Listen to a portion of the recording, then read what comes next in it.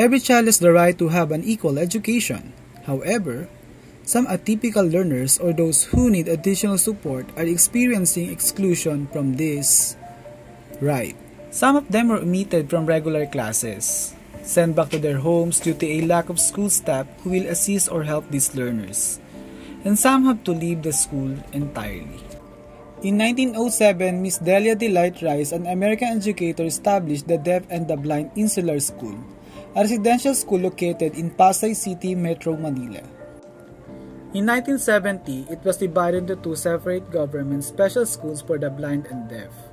There was also a special school for physical disabilities in 1927, cerebral palsy in 1953, behavior problems and chronic illness in 1962. Such schools were out of reach for some students with disabilities due to financial constraints. In 1956, Baguio Vacation Normal School began offering more formal teacher training for children with intellectual disabilities, hearing impairment and visual impairment. As a lack of support for the welfare and education of children with disabilities voiced by parents and advocates, including legislations, took on a sense of urgency as evidenced by increasing public awareness and concern for them, led to Republic Act 5250 in 1968 that allowed children with disabilities to attend regular public schools.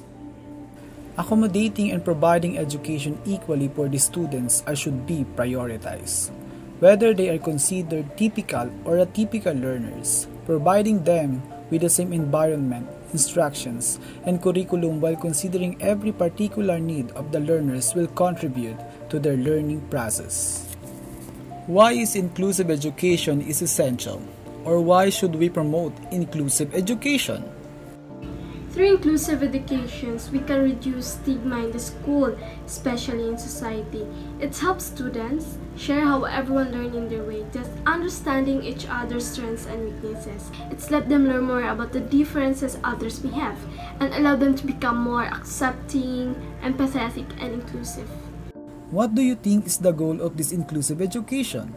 Inclusive education provides better learning opportunities. Children with varying abilities are often better motivated when they learn in classes, surrounded by other children. It will make a big difference for them and result much better behavior and even more excitement and willingness to go to school.